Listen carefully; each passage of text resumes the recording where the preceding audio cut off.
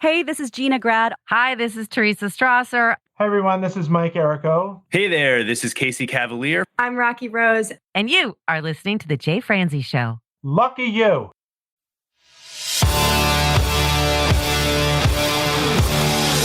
Welcome to The Jay Franzi Show, a behind-the-curtain look at the entertainment industry with insights you can't pay for and stories you've never heard. Now, here's your host, Jay Franzi.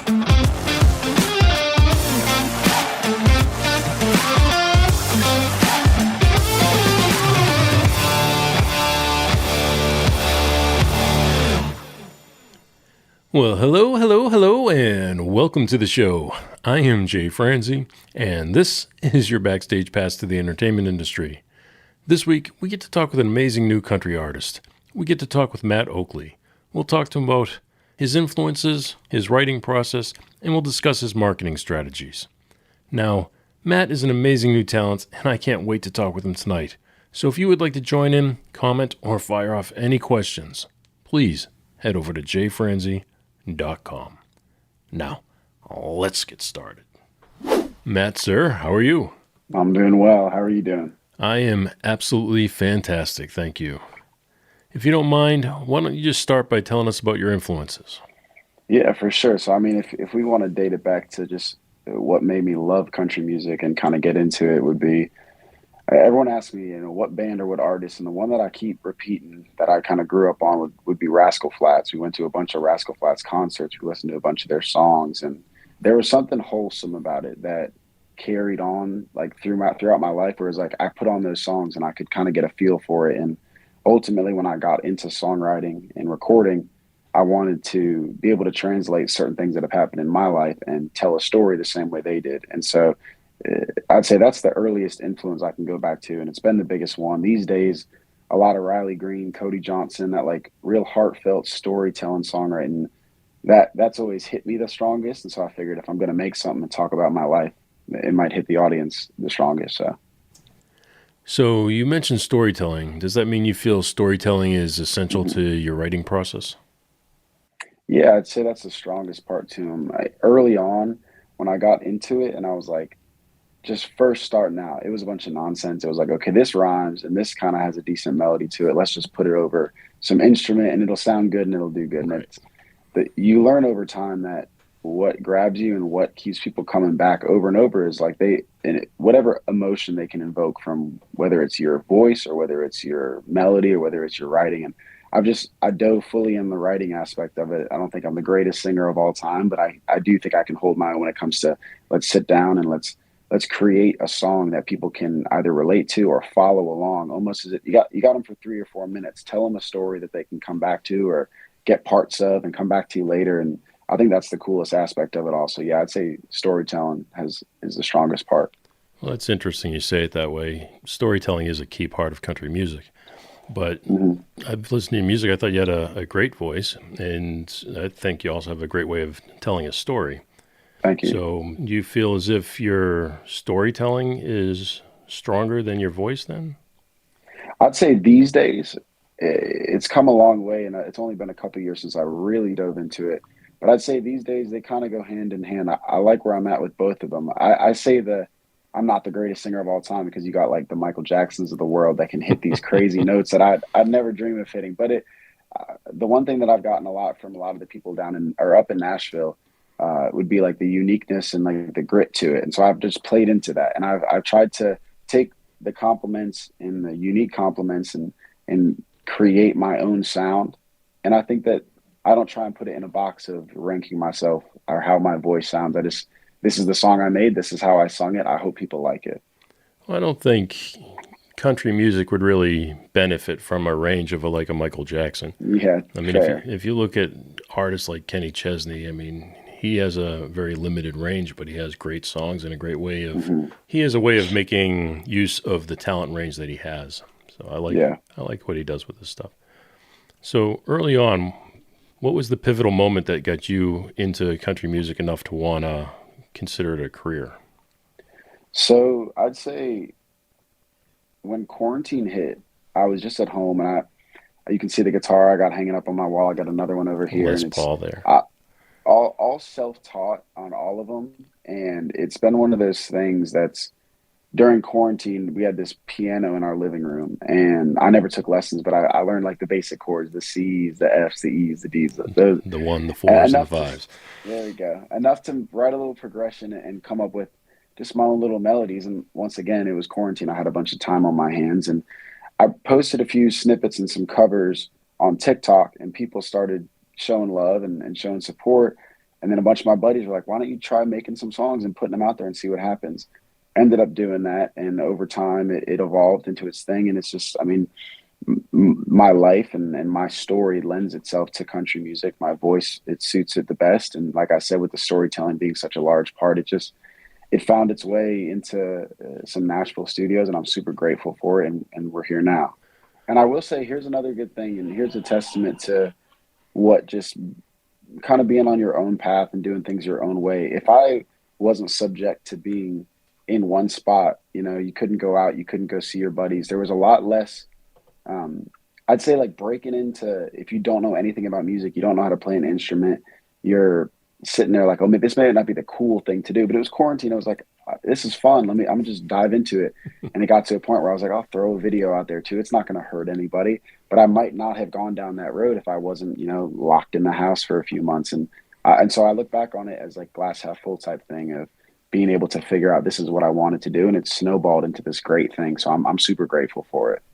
No, that's incredible that it happened for you like that. And it's incredible it happened so fast. I mean, if you think about it, the quarantine wasn't all that long ago, right? I mean, it was only a couple of years ago. So for you to make so much progress in just a short period of time is incredible.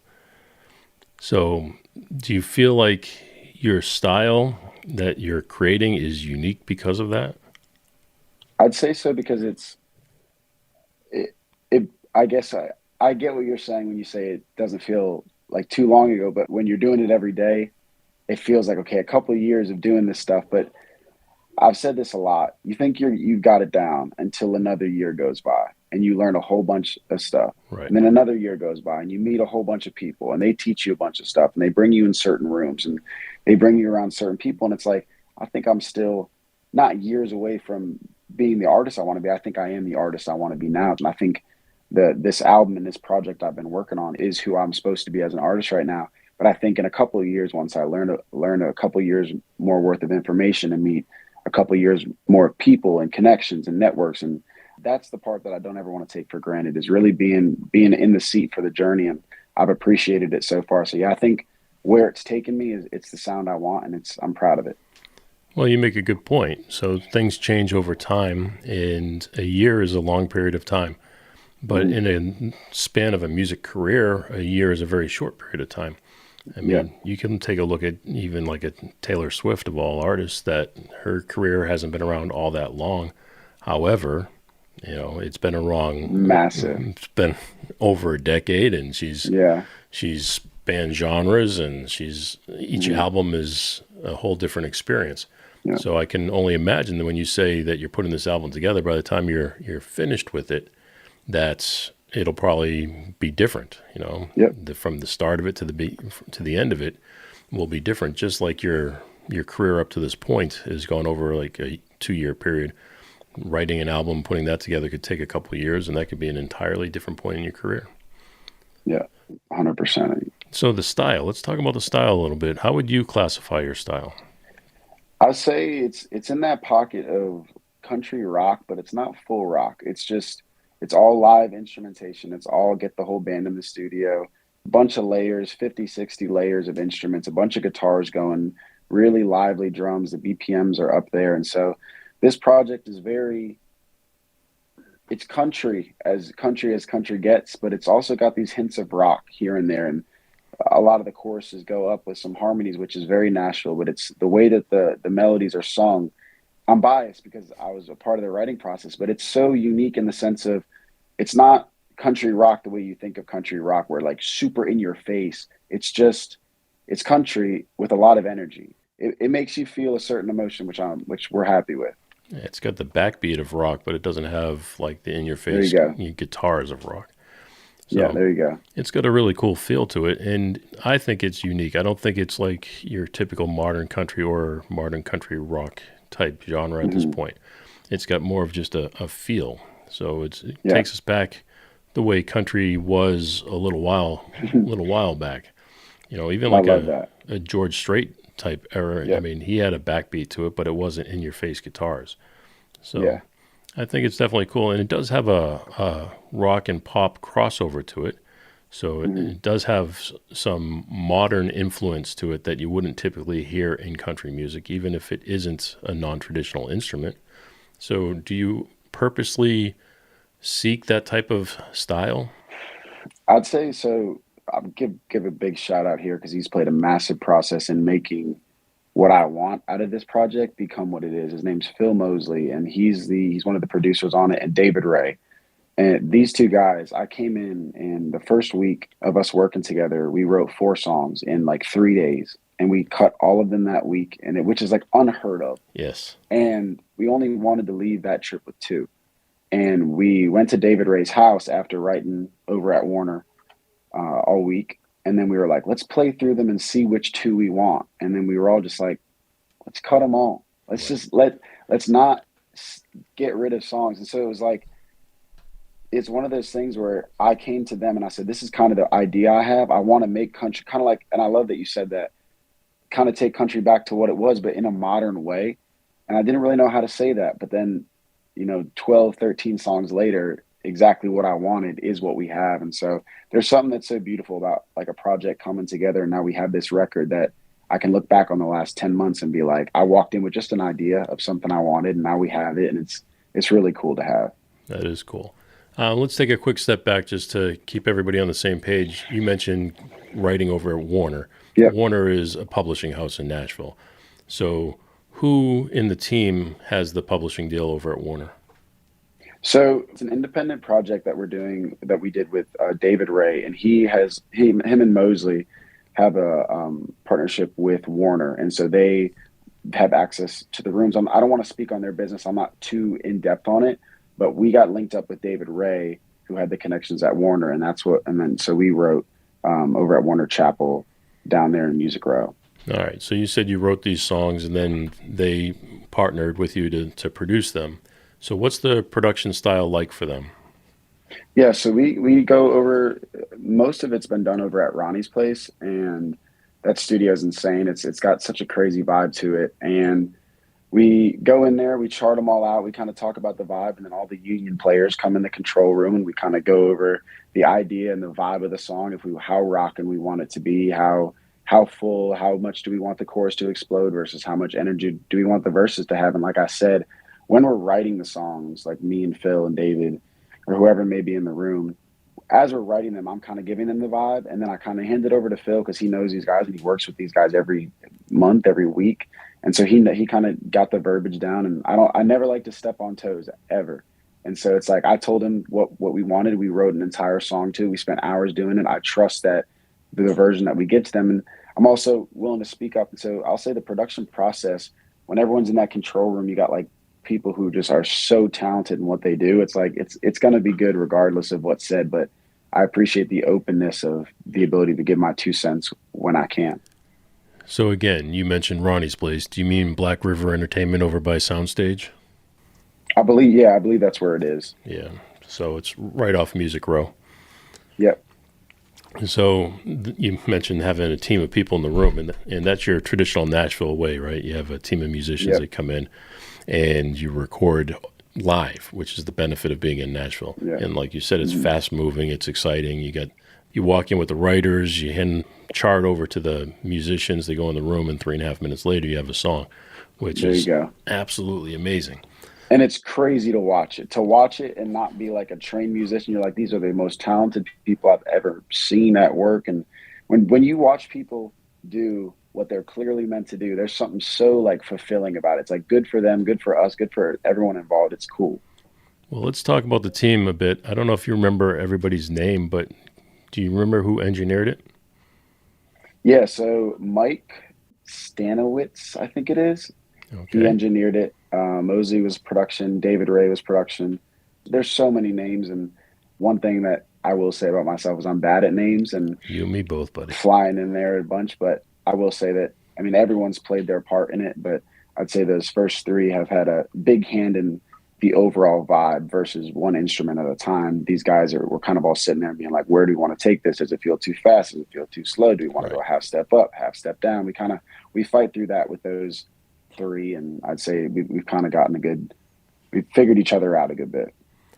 So do you remember who had the session lead? Oh, that's Phil Mosley. So Phil was the lead then. Yeah. Okay. Was he playing guitar as well? No, so he plays all the scratch guitar. Like he does go in studio for some people and play it, but he sits in the control room and talks back and forth to all the guys, but he charts it all out, and we write the guitar together first and then take that in, play them that idea and have it all charted out and go from there. And then he communicates all that. It's crazy. It's like robotic the way that they do it. It's like a system. It's so fast, like you said. Yeah, they've got it down. Yeah, it is. It's super fast. I mean, I've worked there for 20 years, and the one thing I learned, if nothing else, is time is money, and it's somebody else's money, so you got to move fast. Yeah. So you're not living in Nashville, so how often do you go to Nashville? So I'm not living in Nashville yet. I moved there in July. Not far. So no, not far at all, about 2 months. And it'll be about a couple months away from us dropping the record, hopefully. So just getting my feet wet down there. And I'd say over the last year, I try to get up there once every 2 months or so. I mean, I'd say each time we go in there, max a session of, unless we're doing double blocks, we're working on 2 to 3 songs a block. I'll go up there 2 days to write, and then 1 day with the union guys, and we get it all done. And so I'd say over the last year, I've been up there 6-7 times, so it averages about. So you're up in Nashville 6-7 times. You say you're going to move there in July. Do you know what area of town you're moving to? Yeah, I'm going to live right over in Music Road, right by the roundabout. House, I think the place is. Not to give out my location. Number 42 on the 3rd floor. Yeah, give out my unit number while I'm talking. But that's pretty cool. That's a cool area of town. I mean, if you're going to pick a spot to live, especially as a young guy, that's the place to be right there, walking distance to Demumbrian and there you go. The local clubs, whether you're on Demumbrian or if you go towards winners and losers and stuff. There was one on Demumbrian, and we were like, that might be a little too loud. Us trying to catch some sleep, and you got Tin Roof playing a lot of music until they shut her down. So you found your location in Nashville. You're going to be moving up there soon. Do you have showcases or anything lined up? So we were supposed to do this Southeast run through last fall, but then, and so this is actually great backstory on the project. When we went to Nashville the first time, the goal, like I said, the goal was just to get a song or two to have as singles and go from there. And then when we wrote 4, we were like, let's keep it going. And Mosley and D-Ray, we all hopped on a call and we were like, let's plan out some rights and get some rights on the book. And then it turned into us making an album. We ended up pushing off the Southeast run, and we just focused fully on getting this thing done and tracked out and recorded, mixed and mastered. And we're finally there. And so we're at the point where we're dropping some singles every few weeks and shows as far as getting out there and playing a festival here in 2 weeks, Patriots Fest over in Aurora. That should be fun. It's a big military awareness music festival, and that'll be good. Last year I played some festivals as well. CCMF, we're hoping to get back up there. It's running up super close to it, but we're trying to get in on the 1 day we have available. But as far as like singular showcases, we're probably going to wait until we have some more of this Nashville stuff out. That's the plan, at least. I mean, if things pop off real quick, then we'll just go out there playing unreleased, but we'll see how it goes. I know the goal is to, once I'm down there and situated and we have a few songs out, to start playing, and I'll have more to put out into the world then. But as of right now, I don't have too many dates locked in. Well, I asked you that because, for such a young guy, it's so early in your career and you've got quite a team behind you. So you're starting off on the right foot for sure. You're doing something way different than most people who go to Nashville with a guitar and a dream. So, I mean, you've got the right team of people behind you. So I didn't know what their plan was for you, if they wanted you to start playing some shows and get some of that under your belt before you started doing some label showcases and that type of stuff. But there was a few things you mentioned in there, and I want to make sure we touch on them all. Let's start with the songwriting piece. You mentioned having some rights and getting together and doing some of these things. So what's that process like within your team? So I've got two guys that I brought into it with me. When I say into it, I refer to the Nashville thing because, like you said, the team that we've got linked up with there is big a blessing as it could be in this because it's Absolutely. I don't ever want to say steps were skipped. It was just met the right people at the right time. And so it's like we have this project that we all believe in and we kind of want to protect it. We don't want to just go out there playing it left and right and the songs aren't even out and we don't know when they're coming out. And so I walked into it with two good buddies of mine who I've been writing a lot of my songs with, Justin and Dylan. And they sat in those first couple sessions with us and we all really hit it off. And it became one of those things where it's like, why don't we just keep writing as a group? Like these group writes are working and we're getting involved. And so you got these guys who in Nashville who are seasoned as it gets and have their records that have gone crazy and done crazy numbers. And you got these kids walking in with their little song ideas and it's turned into something way bigger than we thought. And so we normally walk in and just everyone takes a slice of humble pie, throws out their song ideas. We pick the best one and we run with it. It's really, we try really hard not to think about it too hard, if that makes sense. It's like, if it comes to us that day, it does. If it doesn't, on to another idea. We're never going to force it because I think when you start forcing stuff just for the sake of it, that's where you get those songs that don't feel fully cohesive. Well, you know the benefit of that, right? So you got these veteran songwriters and people who've got these hit songs and publishing deals and the traditional Nashville stuff under their belt so they can guide you in the traditional way. But then you get the group of young guys who are coming in, they've got a fresh perspective. And then when you put those two things together, your chocolate and your peanut butter there, you end up with these songs that are, popular and structured the way they're supposed to be structured, but they have a new flavor to them. Yeah. So that goes back to having those songs that have a little bit of a vibe to them that take you back in a modern way.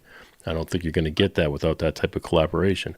So is there any unique moments or anything that stand out to you is, collaborating with this team?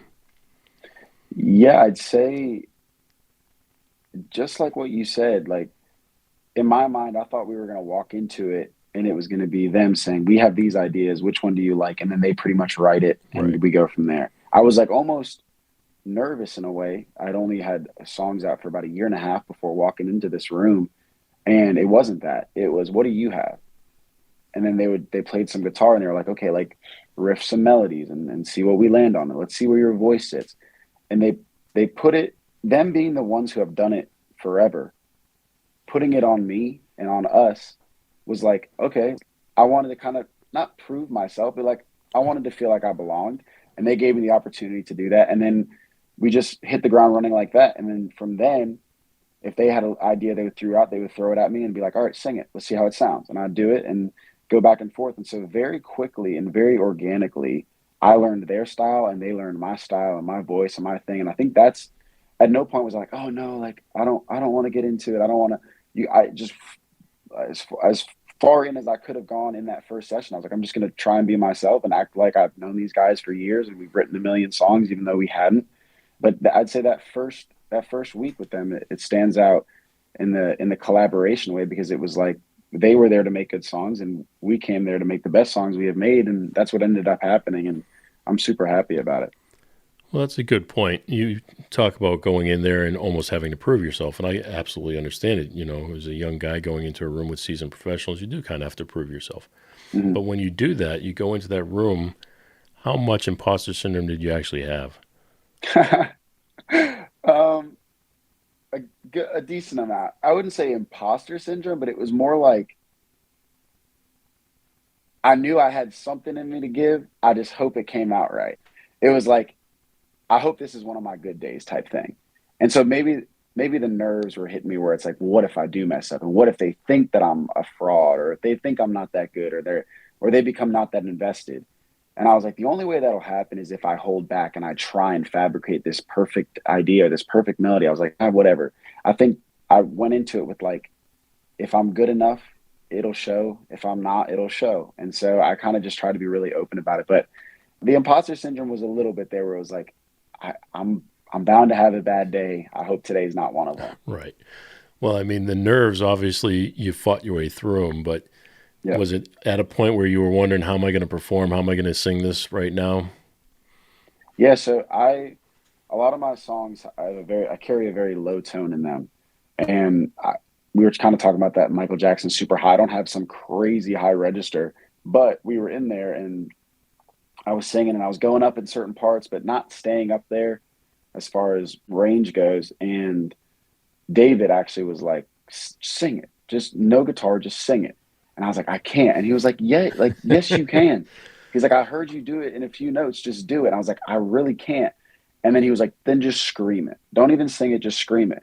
And then I did it real loud, and I was like, it didn't sound like a perfect take, but it was like the notes were there. So maybe if I just dull it back, and in that moment, they helped me walk into it. So I'd say I was a little nervous to go out of my range, but they kind of pulled it out of me. And so I think that's where they've probably seen that with a bunch of new artists who are more green vocally and haven't really done the whole I know where my voice really is or really isn't. And I didn't know. And so a lot of the songs explode in a way they wouldn't have if that moment didn't happen. But I'll say I was a little shy to really attack it vocally, and they pulled it out of me. Well, that's a mark of a good producer right there, is somebody who Yep. knows what the limitations are and knows just how far we can push something. So Hmm. during that time of being pushed, you're writing these songs. You said 12 of them, right? So Yep. you're writing 12 songs and you're being pushed to your limits. So do you have any particular song that you can tell us about that you were pushed to your limits and how it turned out? Yeah. So there's a song we got. It actually, this is crazy. So the song that I'm talking about, I don't think we're putting it on the project. So I'm fine telling you about it because it's such a different vibe. And there's a different one that is on the project. It's called Fire and Water. That because of this song that we started with, I felt comfortable to then go up on the chorus of this next song, which ended up making the album. So it's a good testament to show, like, especially, and the first song that I'm talking about is a great song and we love it. It just doesn't fit the same vibe, and you get it. You know, you want your record to feel cohesive. And so we were like, this is better as a standalone. We'll keep that for later. And it's way different as far as my register goes. But the vocal, me reaching for a higher octave inspired this one we got called Fire and Water. That's going to be on the album. And very similarly, we started writing it, and this was like 2 months after we wrote that first one. And we were kind of mulling over ideas, and they're like, what if we went up like really reach for it? And I was like, I can't do it.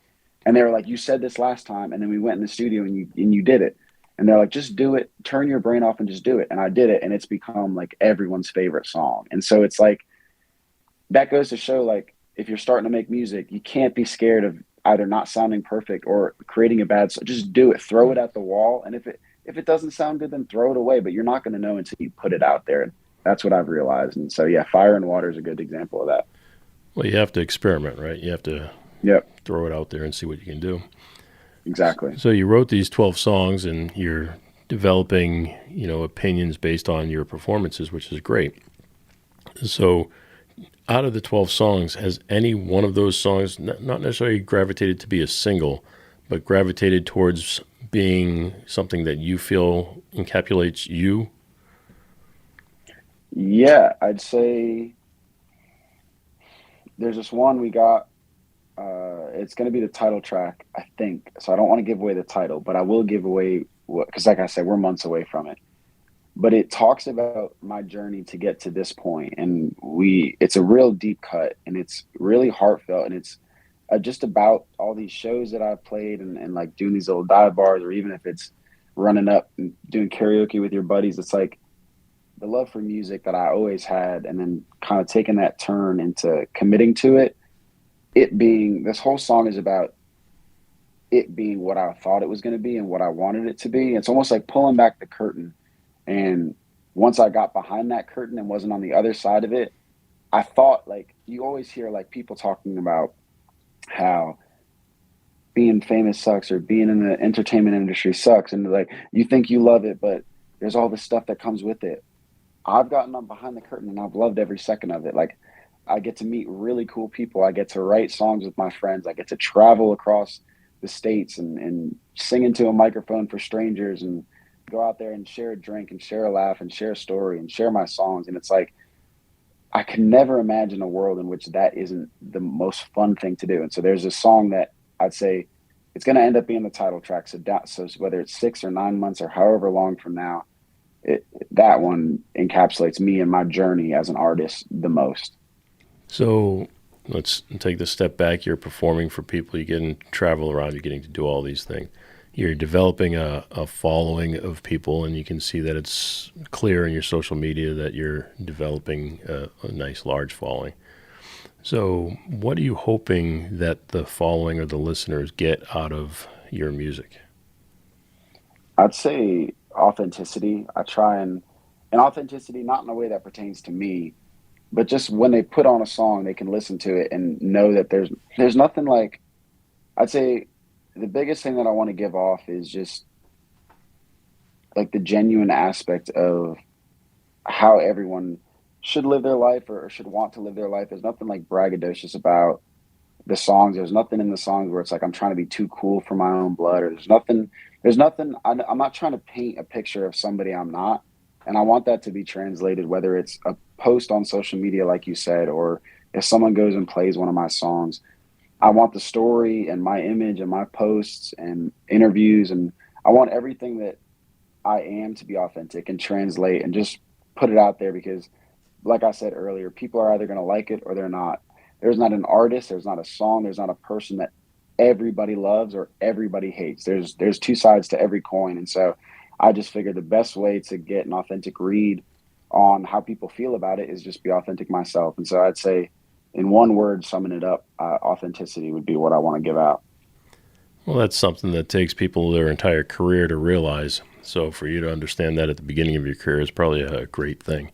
But the other thing you mentioned in there was what you've seen in the entertainment industry so far. That you get to see behind the scenes, you get to do all these things. So what are some of the things that you've seen behind the scenes that the normal person doesn't typically get to see? A lot of ego, and not in a purposeful way. I think ego swallows people up a good bit. And I think when I was younger, I had a very strong one.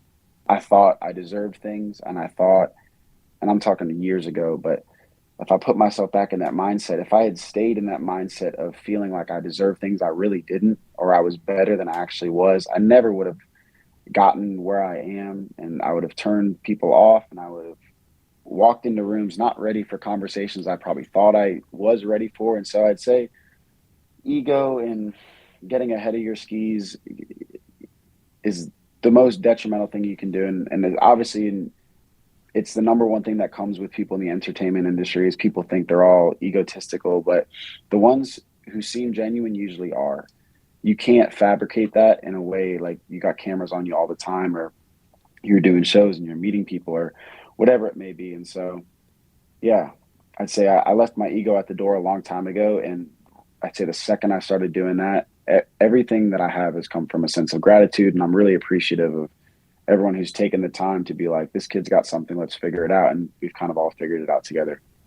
All right. So you're in these publishing houses, you're in these major studios, these rooms where people have written some of the best songs in the world, these studios where the best of the best come together to record those songs. And you've got that team of people behind you. You're putting together songs, you're putting together videos, you're playing shows. So with all that you've seen going on now behind the scenes before it gets to the public, what's been your favorite moment? That's such a tough question.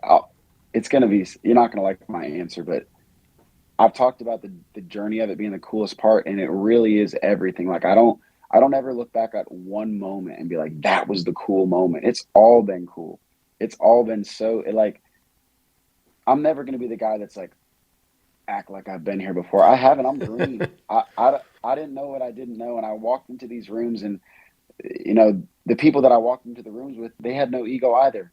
It was like everything I wanted to be, they were too. And so it's like the entire journey from the second that happened until now, it's been, I'd say the last 12 months, the aspect of going to Nashville, writing these songs, watching those band guys play them like we talked about, taking my buddies with me who I've written plenty of bad songs with, and then writing the best songs we have. Like, that's another aspect of it. So traveling, doing the shows, I could not tell you what my favorite part is. I look at it as one whole thing that I'm lucky I get to do.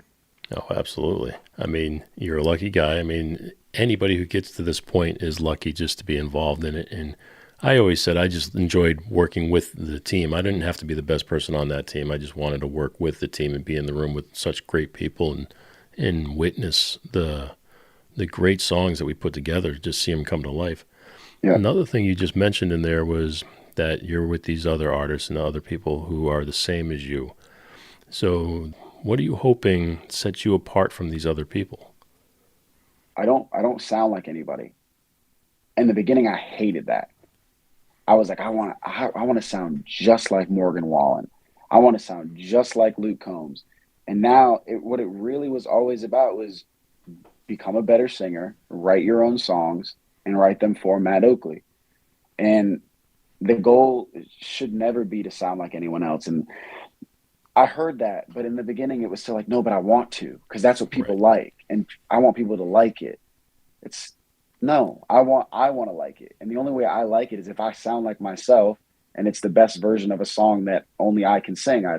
And not only I can sing, of course, people can cover it or people can sing it a different way, but I don't sound like anybody. And I've been told that a lot, and the music's been received really well. And so to watch it do what it's doing and knowing it doesn't sound like anybody else, I think that's the one thing that in the beginning I've tried to shy away from, and then I dove into it, and it's been the best thing I've done. So I think just my tone and my voice and the uniqueness of it plays into the storytelling. And I think the pairing, kind of like we talked about when we started, the pairing of those two things will allow it to become its own thing and have its own pocket in the country music scene. Well, if you sounded like everybody else, you wouldn't be unique and you wouldn't stand out, and there'd be no need to have you. Labels wouldn't pay attention to you. Your team wouldn't necessarily want to work with you. By having a unique sound that makes you desirable, like you said, whether or not everybody likes you, and not everybody is going to like you. Yeah. But if you have a unique sound and a unique voice, you will be a magnet for those who want that type of sound, and that's the following you truly want to have. Being so early in your career, being so young, what kind of obstacles have come your way so far? I mean, there's always the self-inflicted ones. Trying to be bigger than I was too quick, trying to microwave it. I think that set me back a little bit. It really took me tearing it down to the studs and really realizing why I was doing it. I think really early on, so much effort was put into how can I get every single person and as many people as possible to listen and to like this song so that they share it. And it was like, that's not what's fun about it. And you said something earlier in the interview where it's like, you just love being part of the process and looking back at the songs you created. There's something that I've fallen in love with and that no one can take away from you. And that's the aspect of sitting down in a room with your best friends or songwriters or whoever it may be and creating something that literally didn't exist 30 minutes ago or an hour ago or 2 hours ago. It's literally the definition of leaving behind something when you go. And I hope I'm here for a long, long time, and you never know, but the ability to take something that's inside of me or something that's happened to me or something that's happened to my friends or our stories and create this thing, this tangible thing people can listen to and put it out into the world. That is the coolest. And that is the most, like, it doesn't even make sense. That's even like, it's so cool to me. It's like, this thing didn't exist and now it does because we all sat down and poured into it. And so I don't even know what question you asked, but it led to that. And now I'm caught on that aspect of it, but that works. Apologies on that. That's perfect. You talk about what you're leaving behind. So that's what people think of towards the end of their career when they're putting together, their legacy, what they're thinking about as far as a legacy goes.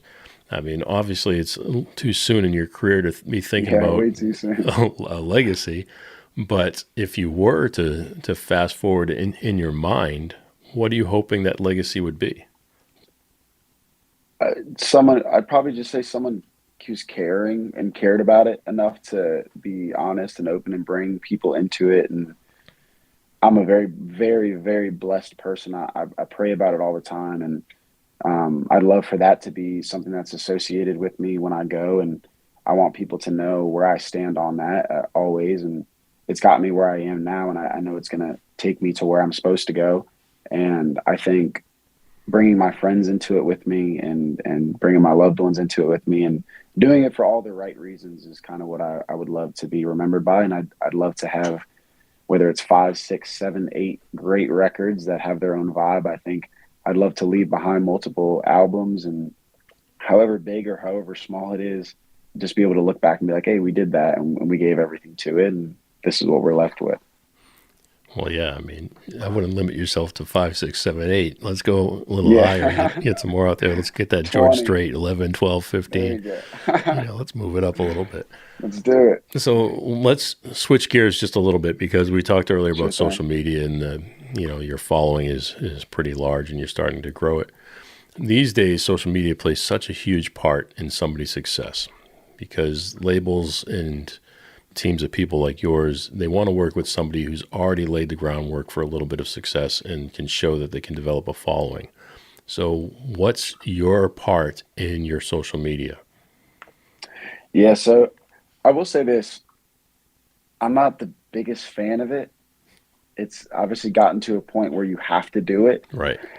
And what I will say is there's no artist or comedian or entertainer of any kind who wakes up and is like, I can't wait to post a TikTok today. I promise you they don't exist. It's one of those things where it's like, I've got to do it because there's strangers out there and there's this resource that has the ability to get it to them. And whether a video does great and this is Instagram and Facebook and X and TikTok, and it's all of them. And I used to look at it way different. I was like, I don't want to be that guy who's just posting left and right for a couple hundred views or a couple thousand views. But the only way that I've gotten to where I've gotten is to just keep posting. And there's been videos in the past that have led to thousands of same day streams on Spotify, which is okay. I took a little video on my phone and put it out there, not thinking about it, and that translated to thousands of people playing my song. It's like, it's a resource you can't take for granted. And so I'd say it's played a big part in it. I don't love it, but it's important for sure. Well, a couple things there. First of all, I mean, your whole thing was kicked off based on a video that you posted in social media. Yeah, true, fair. So obviously the career was skyrocketed because of social media. And look how quickly you went in the first 2 to 3 years of your career, just because of, luck on social media. So obviously people connect with you, they resonate with you, and, you have to be there for them. And then you mentioned Spotify, like, oh yeah, we get a couple thousand streams based on a video we post. That's extreme for most people. But you've got millions of streams on Spotify. It's not just a couple thousand here or there. I hope for a couple thousand here or there with stuff that I put together. You've got millions. So good for you. Congratulations on that. Thank you. It's crazy, though. I understand nobody wants to be tied to social media. But like you mentioned, it is a way for you to get something to a whole new group of people in an extremely fast way. You can sit at home on the couch and record a quick message, and it goes out to millions of people in your case. Yeah. Not my case, it goes out to tens of people. But for you, it goes out to millions of people, and you get a whole new group of people paying attention to you for just spending a few minutes of time at home on the couch. And, and like I said, people resonate with you, so it is working. And it does have to continue to be that way, whether we like it or not. That's the way the industry is running right now. And it looks like, whether you like it or not, it's working for you. So congratulations. Thank you. All right, sir. Well, let's, again, keep this moving. We talk about social media. What other, I know you work with a PR firm, but what other type of marketing do you do for your stuff? Yeah, so I don't run any of my own ads. My management team does that, and they handle that for me, thankfully, because I once again, I don't know what I don't know. I'd probably do something wrong. And it's not our area of expertise. No, it's not. But so as far from what I understand, it's a lot of ads. There's just a standard, try and land some of the big Apple or Spotify playlists. A lot of that comes with just like making good music and having people like it organically first, like you said. So there's only so much you can do there. You can only pitch it and hope they like it. I'd say a lot of the TikTok stuff and a lot of the Instagram stuff, and we haven't there hasn't been I haven't been a part of too many of the marketing calls. I'm just like, well, if it's working, it's working. Um, so I don't claim to be some marketing expert. I think, like you said, it's just I try and do my part, post a video, talk and be authentic, and then let the business people handle the business stuff. So that's kind of where I'm at with that.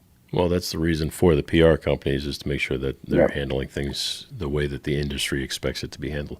And I think you mentioned something very early on in this conversation in how you went very quickly and you feel like you may have skipped a few steps, but I don't think you skipped some steps. I think you accelerated it. I think what helps you do that is by choosing the right team of people to be involved with. So I by agree. choosing a PR firm that knows what the industry expects and how to get your stuff out there the correct way, you don't have to experiment with that. And Yep. that saves you hours and hours and hours of time. And people put years of time into trying to find out how to market themselves and trying to, if I could only get this or if I could only get that. I think you did it the right way by getting the right team of people involved. But another thing you just mentioned too was you go back to the social media and you try to get your posts out and things like that. Do you have anybody else that assists you with social media? No. Like as of yesterday, so I didn't have a Facebook. I never drank the Kool-Aid on the Facebook, but Well, you're not old um, enough to be on Facebook. yeah, my manager came to me and was like, "You need one," and I was like, I wouldn't know where to start. I don't know, like, I don't know where it's at or where it's evolved or how to use it. And so we do have someone who created me just like one of those fan pages. I think I haven't even seen it yet, um, but so that goes to show. And I might be blowing my cover here, but for those wondering, I don't run my Facebook. So if you see anything crazy on there, it wasn't me. But Naturally. I stick to TikTok and Instagram, and it's just easy. I can throw it up there. But I think as of like 2 days ago, somebody from the management team is running my Facebook for me. So yeah, So you get somebody helping you with Facebook. But yep, as far as the actual posts and all that type of stuff, that all comes from you.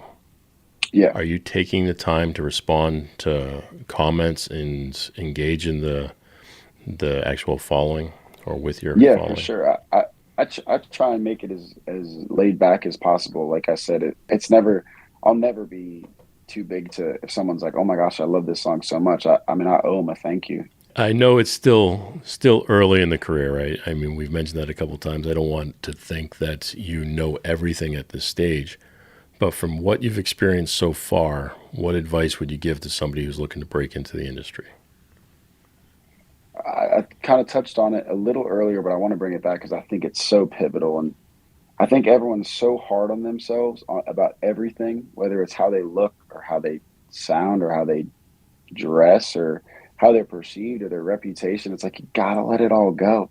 You have to let it all go. And it's like I didn't become confident enough to just be fully myself until I realized that you'll cringe more at yourself when you're trying to be somebody you're not.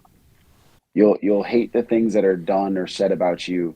I would rather somebody not like me because they don't like me instead of them not liking me because they don't like a version of myself I was trying to pretend to be. So whether it's your music or whether it's you as a person, just be you authentically 100% of the time. And like I said, people are going to like you or they're not. And you'd much rather have them like you for you or not like you for you than some version you created in your head that you're trying to play. So the authenticity will get you so much further as a person and as a musician, and you'll find your own sound as you go, and you'll find the right people to be in your team, in your corner, and it'll all fall into place the way it should as long as you're doing what you should be doing. That's just being who you're supposed to be. Definitely wise beyond your years, sir. These are things that people learn at the end of their career, not at the beginning. So I'm lucky. kudos to you. Thank you. All right, sir. Well, we do this thing here we call Unsung Heroes, where we take the moment to shine light on somebody who's worked behind the scenes or somebody who supports you along the way. Do you have anybody you'd like to shine Yeah. a little light on? Yeah, he's actually out in my living room sleeping out there. He visited me for golf. We got a song that released this weekend. So he came down for release weekend. He's going to be moving with me to Nashville, and he's been writing on all my songs behind the scenes. I want to give a quick little humble shout out to Justin Elko. He's my best friend from college, and we write a lot of my songs together. And I brought him in to these Nashville rights with D. Ray and Mosley. So I'd give a shout out to all them. And I'm very appreciative of all the help that he's given me, and he knows it. We talk about it all the time, but I figured if you got a segment for it, there you go. A big thanks to Matt for taking the time to share his stories with us, and thank you for taking the time to hang with me here. As always, I really do appreciate it. If you know anyone that would enjoy this episode, please be sure to share it. You can do that and find the links to everything mentioned over at jfranzi.com/episode 71. Thanks again for listening, and I'll see you next week. Thanks for listening to The Jay Franzi Show. Make sure you visit us at jfranzi.com. Follow, connect, and say hello.